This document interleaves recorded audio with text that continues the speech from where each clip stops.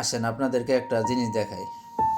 বাংলাদেশে কেমন পরিস্থিতি, আসলে বাংলাদেশের মানুষের কেমন বিবেক বুদ্ধি। এখানে কি দেখা যাইতেছে, একজন লোক দোতলা একটা বাস পেন্টিং করতেছে, রং করতেছে।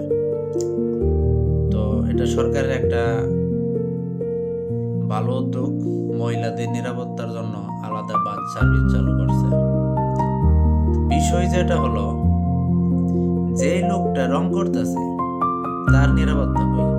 মহিলাদের নিরাপত্তার জন্য বাস সার্ভিস চালু করছেন, ভালো কথা, অ্যাপ্রিসিয়েট করি। কিন্তু এই যে লোকটা রং করতেছে অ্যারাউন্ড 4 মিটার উপরে, গ্রাউন্ড থেকে অ্যারাউন্ড 4 মিটার উপরে সে দাঁড়িয়ে এইভাবে ঝুঁকি নিয়ে কাজ করতেছে।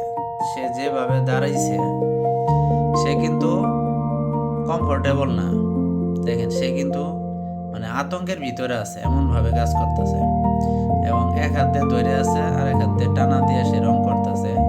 যে জায়গায় দাঁড়াইছে এটা নিরাপদ না, মানে কোনো ওয়ার্কিং প্ল্যাটফর্ম নাই, সেফ ওয়ার্কিং প্ল্যাটফর্ম নাই, রেলিং নাই, সেফটি কোনো মেজার নাই এখানে। এই লোকটা তো যে কোনো মুহূর্তে পড়ে যেতে পারে, পড়লে কিন্তু বড় ধরনের একটা দুর্ঘটনা ঘটবে, সে পড়লে মারাও যেতে পারে। কারণ 4 মিটার উপর থেকে যদি মানুষ পড়ে, এখানে যদি পড়ে তার মাথাটা আগে পড়বে, মাটিতে আগে পড়বে তার মাথা, এবং মাথা হলো শরীরের সবচেয়ে গুরুত্বপূর্ণ একটা অঙ্গ।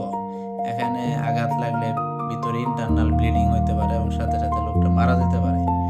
তো সরকারি কাজ, সরকারি বাস পেন্টিং করতেছে, এই লোকটা যে আনসেফ এভাবে কাজ করতেছে, তার জীবনের ঝুঁকি নিয়ে কাজ করতেছে, এই নিরাপত্তাগুলো কে দেখবে? সরকার কেন এই বিষয়ে উদাসীন? এখনো কনস্ট্রাকশন সাইডে কত লোক মারা যাইতেছে বাংলাদেশে, এগুলো কোনো রিপোর্টও হয় না। তো এসবের নিরাপত্তাও তো সরকারকে অবশ্যই এনশিওর করতে হবে, নিশ্চিত করতে হবে। তো বাংলাদেশে আসলে ওয়ার্কারদের সেফটির বিষয়টা কবে নিশ্চিত করা হবে, আদৌ করা হবে কিনা, এটা আসলে খুবই দুঃখজনক একটা বিষয়।